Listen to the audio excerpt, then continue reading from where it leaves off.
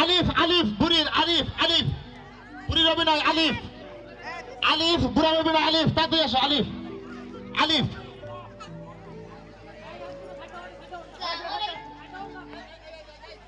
আমার নাম ইজিয়া। আপনার নাম? ও মিতু। আমি মাত্র 7-8 দিনের জন্য এখানে থাকতে এসেছি। আসলে হয়েছে কি জানেন, আমার ছেলে বাসা শিফটিং করতে লেগে আছে,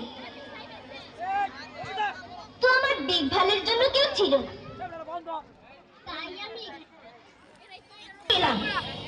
ছেলেটাকে একবার ফোন করে জিজ্ঞাসা তো করিনি ও বাসায় ঠিকভাবে পৌঁছালো কিনা।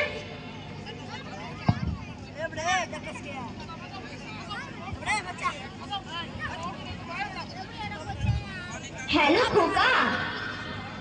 হ্যাঁ মা, আমি একটু মিটিং এ আছি, আমি একটু পরে কথা বলবো ফোনটা থেকে। হ্যাঁ শোন শোন, তোকে শুধু এটুকুই জিজ্ঞাসা করার ছিল, তুই বাসায় ঠিক মতো পৌঁছে গেছিস তো? বললাম তো আমি একটু ব্যস্ত আছি, ফোন রাখছি, পরে কথা বলবো মা। কেটে দিল।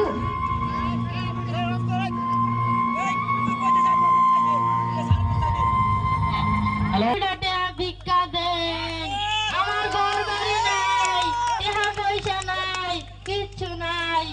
আমার 11টা সাল, আমার চাষির ক্যান্সার ধরা হয়েছে হাসপাতালে।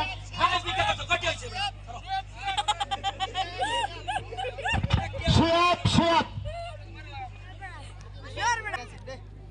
ও বাবা, আপু সাইদ কই গেলি রে বাবা? হ্যাঁ ও বাবা, আপু সাইদ কই? সবাই তালি দে, বাবা তালি তালি তালি। রে বাবা।